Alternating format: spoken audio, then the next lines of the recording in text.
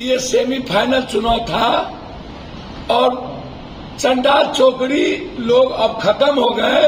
नए तरीके की राजनीति बिहार में शुरू चाहेंगे कि यहाँ यदि गठबंधन उतारे तो कांग्रेस को।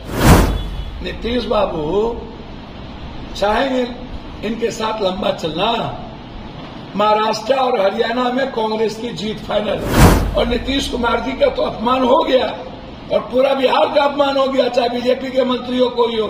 नमस्कार, मेरा नाम प्रकाश है। आप टुडे बिहार न्यूज देख रहे हैं। देखिए, बिहार में विधानसभा के एक सीट पर उपचुनाव होने हैं। मुकाबला एनडीए बनाम इंडिया के बीच तय माना जा रहा है, लेकिन यहां पर लड़ाई त्रिकोणीय भी हो सकती है। दरअसल पूर्णिया के रुपौली विधानसभा सीट पर उपचुनाव होने हैं, जहां 10 जुलाई को वोटिंग होगी, 13 जुलाई को नतीजे आने वाले हैं। लेकिन रुपौली विधानसभा सीट पर होने वाले उपचुनाव में पप्पू यादव की भी एंट्री हो सकती है। देखिए, रुपौली से विधायक बीमा भारती ने इस्तीफा दिया और इसके बाद यह सीट खाली हुई है। बीमा भारती आरजेडी के टिकट पर 2024 का लोकसभा चुनाव पूर्णिया लोकसभा सीट से लड़ी। तो ऐसे में रुपौली में होने वाले उपचुनाव में आरजेडी अपना उम्मीदवार उतारेगी, तो दूसरी ओर एनडीए के खेमे से जेडीयू के उम्मीदवार होंगे। लेकिन पप्पू यादव ने साफ कर दिया है कि कांग्रेस यहां से उम्मीदवार गठबंधन के तौर पर उतारे। रुपौली से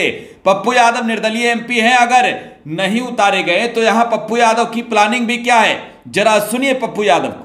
नीति बनाई जा रही है। अरे भैया, रुपौली में नहीं हो रहा है, तरारी में हो रहा है। एक सुरेंद्र यादव की सीट पर हो रहा है, एक रामगढ़ में हो रहा है। समझ रहे हैं ना। 5 विधायक एमपी के एक विधायक की सदस्यता गई और 4 महीने के बाद फिर चुनाव होगा। नीतीश बाबू चाहेंगे इनके साथ लंबा चलना। महाराष्ट्र और हरियाणा में कांग्रेस की जीत फाइनल है। उसके बाद सरकार संकट में। नीतीश, नरेंद्र मोदी जी और अमित शाह में इंटरनल कंफ्लिक्ट हो चुका है। ये अमित शाह का कहना है कि हमको पीएम घोषित करो, और आरएसएस को 10 साल से ये तवज्जो नहीं दिया, तो आरएसएस का कैंडिडेट अलग हो गए। और 2 चुनाव सामने में है, तीसरा चुनाव दिसंबर में झारखंड है। तो हमें लगता है कि झारखंड के साथ ही चुनाव बिहार में न कराया जाए। और नीतीश कुमार जी का तो अपमान हो गया और पूरा बिहार का अपमान हो गया, चाहे बीजेपी के मंत्रियों को ही हो। आपने मंत्रिमंडल में लिया है कि मजाक किया है? तो हम तो नीतीश जी से कहे थे कि जनता के साथ न आप हैं तो आप पहले विशेष राज्य का दर्जा मांग लीजिए, विशेष पैकेज मांग लीजिए, हाई डैम मांग लीजिए। और जो कांग्रेस के साथ जो 3 वादे हुए थे, अग्निवीर पर पुनर्विचार, जाति जनगणना और एसटी एससी ओबीसी के लिए 69% आरक्षण, ये तीनों आप कर दीजिए। ये तो चुनाव ही है 4-5 महीने का।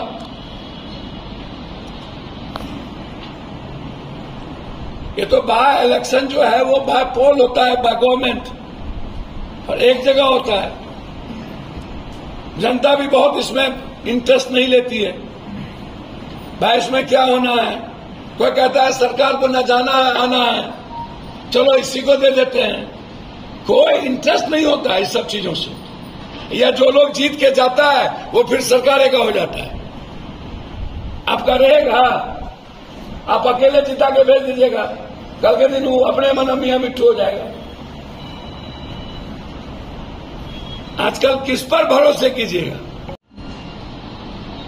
तो ये सबसे बड़ा सवाल है, ये आप समझिए। इसीलिए चुनाव होना है, होगा। हम चाहेंगे कि इस चुनाव से मैसेज जाए कि ये सेमीफाइनल चुनाव था और चंडाल चौकड़ी लोग अब खत्म हो गए। नए तरीके की राजनीति बिहार में शुरू हुई। तो हम चाहेंगे कि पुरानी घिसी पीटी राजनीति खत्म हो और एक नई लाइफलाइन जनता और बिहार की शुरुआत हो। उसमें मेरा प्रयास होगा इन चंदा चौधरी से अलग कोई एक रास्ता तय। सेमीफाइनल की आपने बात की, क्या सेमीफाइनल में आपके बैट्समैन उतरेंगे क्या रुपौली में? भैया हम एक अच्छे लोगों की बात करेंगे ना जी, और भले लोगों की। अच्छे लोग होंगे तो पप्पू यादव अच्छे लोगों के साथ तो खड़ा रहता ही है। एनडी गठबंधन भी तो अपने उम्मीदवार को उतारेंगे, क्या आपका समर्थन? अब हम उसके प्रवक्ता है। नहीं, उसके समर्थक में आप रहेंगे? हम चाहेंगे कि आप अपना उम्मीदवार हो। हम चाहेंगे कि यहाँ यदि गठबंधन उतारे तो कांग्रेस को। तो पूर्णिया से निर्दलीय एमपी पप्पू यादव को आप सुन रहे थे। पप्पू यादव ने साफ कर दिया है कि रुपौली की चुनावी लड़ाई जो है वो सेमीफाइनल के तौर पर है, लेकिन पप्पू यादव ने गठबंधन महागठबंधन के अंदर ये मांग कर दी है कि कांग्रेस इस सीट पर चुनाव लड़े। फिलहाल आप टुडे बिहार न्यूज के साथ बने रहे। धन्यवाद।